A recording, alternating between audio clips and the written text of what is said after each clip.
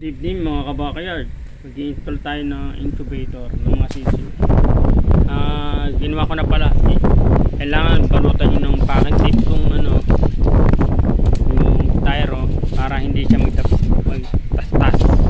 Yan, binalutan ko na para hindi tayo mapatagal sa video. Pero wala pa siya yung pagpupwestuhan, bubutasan ko pa lang. Ito po yung kailangan natin yanda. Ilaw, ang sisiw yan 25 watts lang. Siyempre ito pan. Ano yan, 220 watt, 220 volt yan. Tapos ito ay thermostat temperature controller. Yan, nyo yan. Tapos ayan, salpakan ng mga valve, oh. Yan, handa nyo po yan. Tsaka tape, wire, tsaka ito ginagamit pang pambutas dyan. Yan, umpisahan na po natin gawin. Mag-uumpisa na tayo mga kabakayard. Magbubutas tayo. Ito, ginamit ko. Pinahinit ko muna. Tayo mag-uumpisa.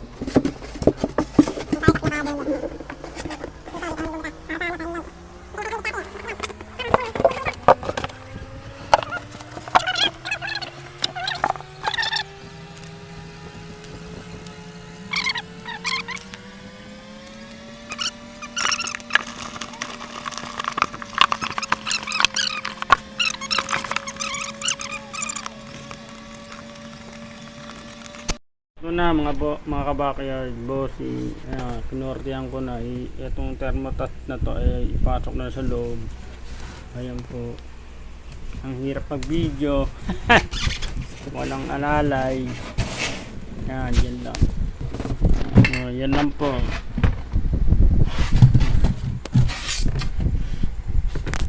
Ikabit na natin yung thermostat. Yan.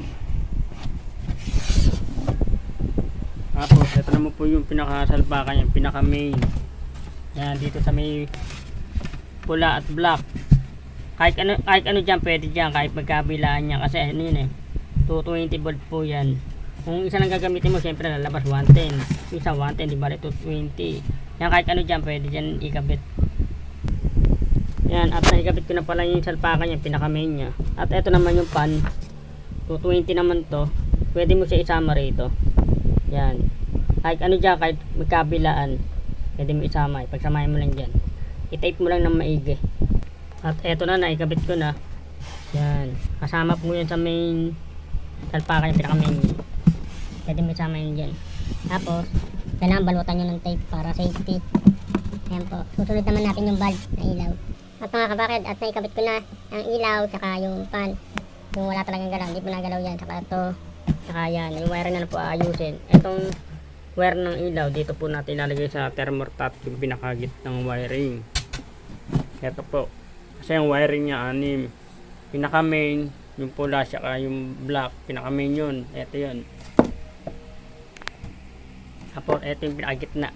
Para sa ilaw. Yung dito sa abila, sensor po yung sensor. Yan. Mamaya natin isa-set up yan. Yan, ito yung pinaka sa ilaw. Dito natin ilalagay yan sa gitna. Yan, kahit ano dyan, kahit kabilaan yan, kahit magkabaliktad yung bakit, okay na, natapos na natin yung installer ng incubator. Masisiw, ito po, nakaset up mo yan. Simple lang pang gawin yan. Yan. Ayan, okay na po yan. Naka-ready na po yan. Ito yung thermostat nya. At papakita ko sa inyo kung paano iset yung thermostat nya. Ito yung salpakan nya. Siyempre, sasantok na natin yan. Ayan, kakabit lang natin yung takip. Wow, naka fiberglass pero DIY lang yan. Takip lang yan. Yan, naka na. Kita na may loob yan. Makikita nyo naman pag umilaw. Nasalpak na natin.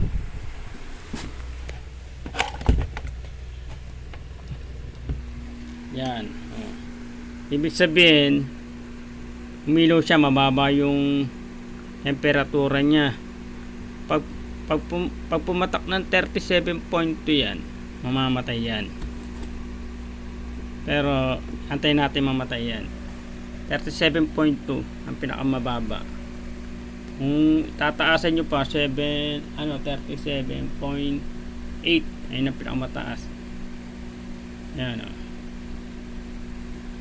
Ang bilis nyo bumasa ng init. Mamatay na siya sa 37.2. Pag hindi siya namatay doon, isa-chat natin siya.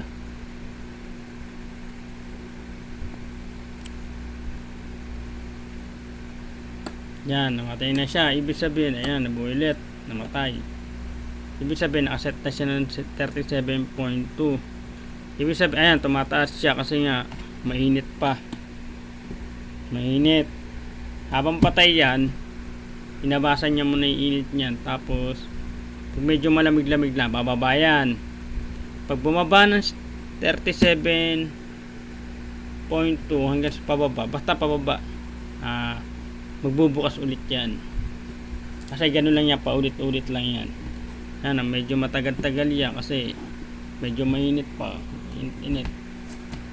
Pero kung i-chat natin, pwede naman. Eto naman, kung ipapress po to, kasi nakaset, i-chat natin ng 37.2 ulit. O yan, eto sa pinaka-arong pataas.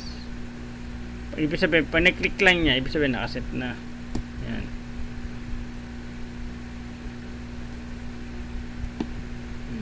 Wala, ay gumana. Dito naman tayo sa abila.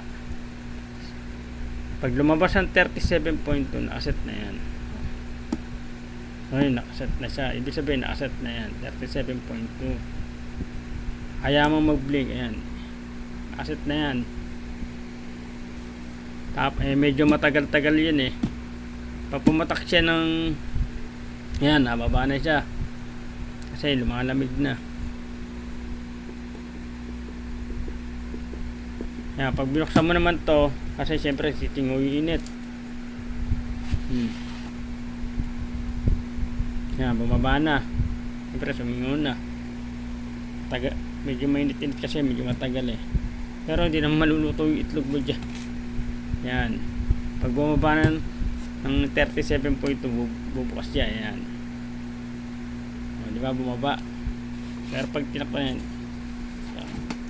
takpan natin ulit.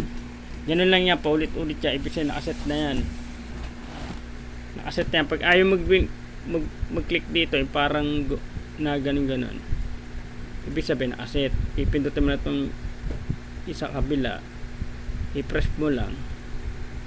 Lumabas na yung 37.2, nag-blink. Hayaan mo na mawala. Ibig sabihin, nakaset na yan. Ayan, ganun lang yan, mga bossing. Mga backyard, ganun-ganun lang. O, di ba? O, ito lang yung mga DIY natin ginawa. Kita nyo naman. Sana makatulong sa mahilig mag-breeder. Kaya ako gumawa nito kasi may mga inahin na inutukan yung itlog. Nagbukas siya kasi lumabas na yung init eh. Ito yung sensor niya. Pero di ito talaga yung basket. Puputasan ko, papalitan ko to. Hindi naman masyadong mainit. Pero naglagay tayo ng butas kasi para singawan, in case na singawan. Yan, may box sa dulo, sa taas. Ayun lang mga kabakyard, salamat po, makatulong naman sa mga tropa. Kasi may nagtanong sa akin kung paano gumawa. Eto na yung video. Ayun lang, simple lang gawin. Salamat mga kabakyard.